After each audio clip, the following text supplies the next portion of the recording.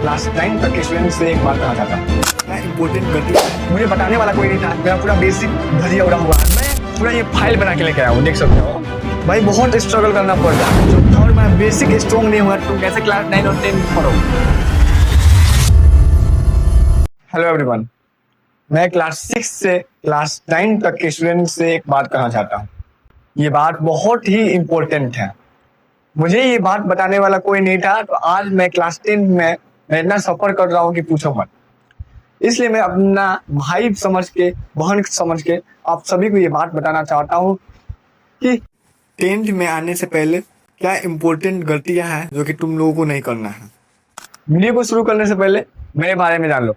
My self Arsalan, मैं अभी class 9 से अभी क्लास 10 में आया हूँ। 2027 मेरा बोर्ड एग्जाम होगा। भाई बहुत स्ट्रगल करना पड़ रहा है और मैथ्स का चैप्टर को उठाने से पहले बेसिक देखना पड़ रहा है। क्लास 6, 7, 8 का।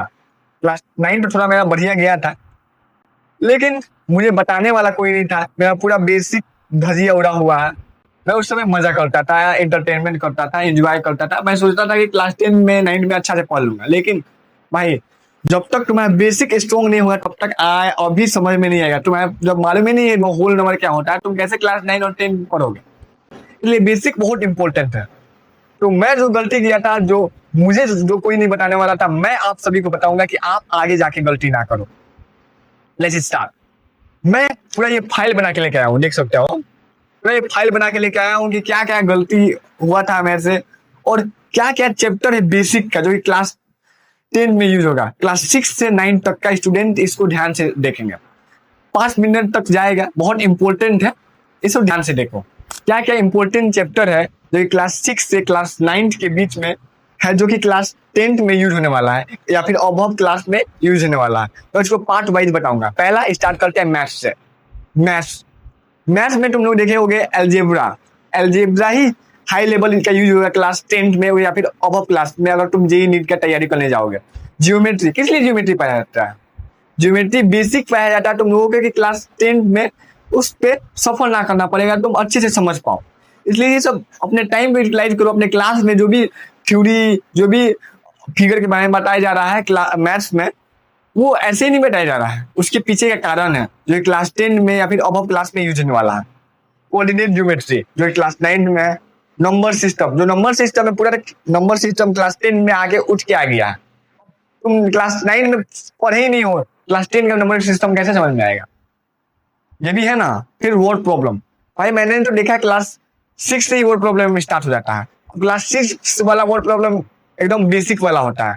अब तुम बेसिक पढ़े ही नहीं हो, क्लास 10 में आ जाओगे, बहुत सफर करना पड़ेगा। मुझसे पूछो भाई, मतलब बहुत बुरा लगता है, समझ में आता ही नहीं है। फिर मोबाइल पे उस पे सर्च करो, फिर समझो, बहुत टाइम कंज्यूम हो जाता है।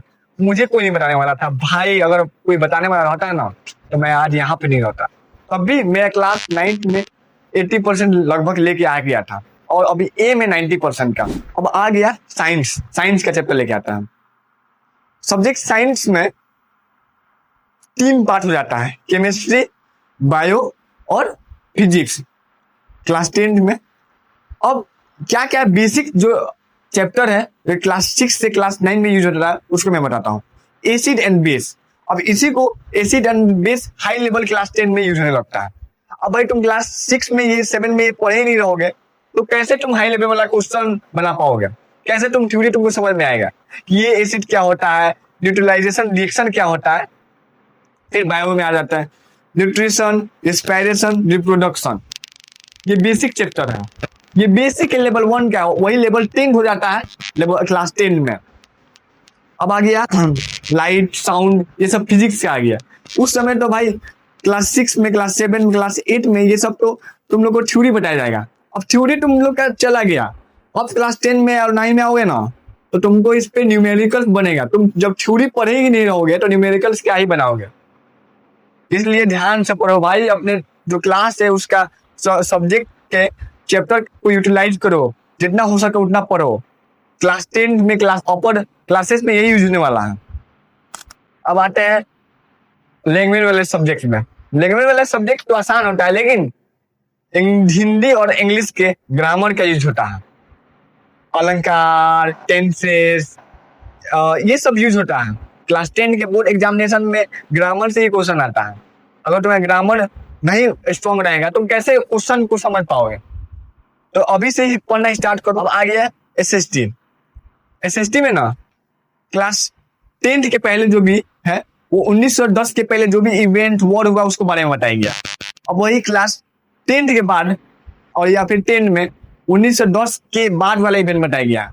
अब 1910 वाला इवेंट वाले में नहीं है, 1910 वाले के बाद में तुम डूब जाओगे, कैसे समझ में आएगा। तो इस वीडियो को बनाने का मोटिव ये था कि जो मैं गलती किया हूं वो तुमसे ना हो, ऐसा कोशिश करना। और बाकी अच्छा लगा होगा तो सब्सक्राइब करो। मिलते हैं नेक्स्ट वीडियो में, तब तक के लिए बाय।